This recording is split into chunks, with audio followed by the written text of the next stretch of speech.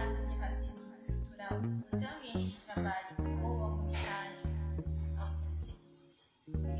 Já teve situação que aconteceu comigo. Já teve situações também que eu visualizei. Uma que me marcou bastante porque foi quando eu entrei na universidade. Eu cursei uma universidade pública, né, na minha cidade, em Juiz de Fora, onde eu nasci. E assim que eu passei na faculdade, eu comecei a fazer aulas de direção de moto para habilitação. E aí num desses dias eu contei pro instrutor que eu tinha sido aprovado no vestibular e tudo. E ele me contou, e ele soltou um comentário assim: agora com cotas qualquer um passa dentro das universidades públicas.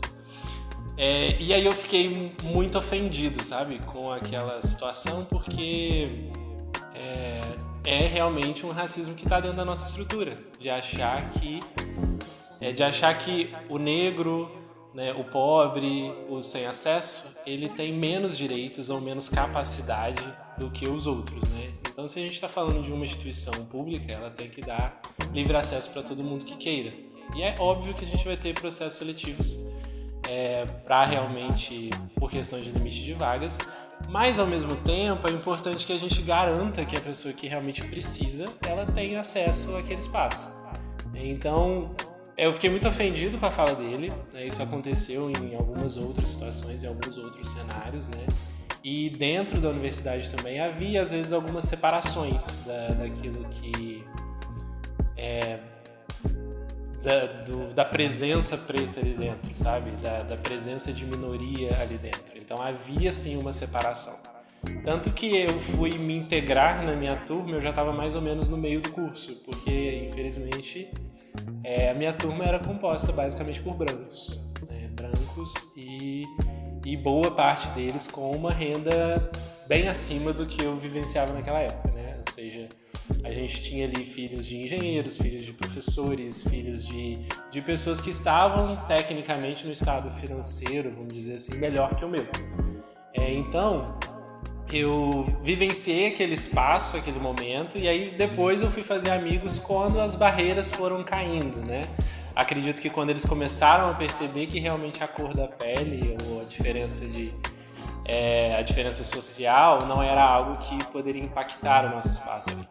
Mas ainda assim eu passei por outras situações desconfortáveis, né? De ir no aniversário e todo mundo chegar com um presente e eu não consegui levar um presente, porque eu não imaginava que tinha que dar um presente ou porque não tinha condições para comprar um, né? Então você se sente menor, você se sente diferente, às vezes por coisas simples, por coisas pequenas, às vezes por não ser convidado para todos os espaços, para todos os momentos, né? Então eu vivi algumas dessas coisas.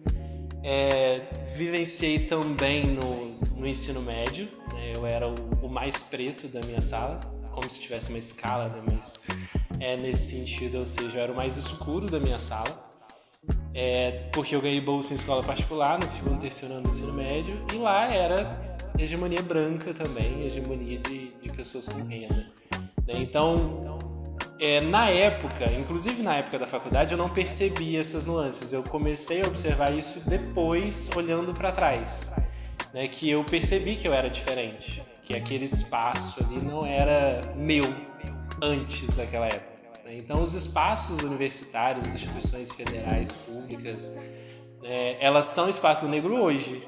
Até pouco tempo atrás, elas não eram espaço do negro. E isso é muito estrutural, por quê? Porque as carreiras políticas elas são compostas por brancos, ou seja, as nossas decisões sociais elas estão nas mãos dos brancos. A nossa estrutura de espaço, de coletividade está nas mãos dos brancos. Então, ou seja, eles definem todo o espaço que a gente vive e que a gente compartilha. Então hoje, depois de muita briga, de muita luta, de muita vivência, a gente começa a ocupar espaços, né? A gente começa a ocupar novos espaços que antes a gente não tinha poder e a gente não tinha fala.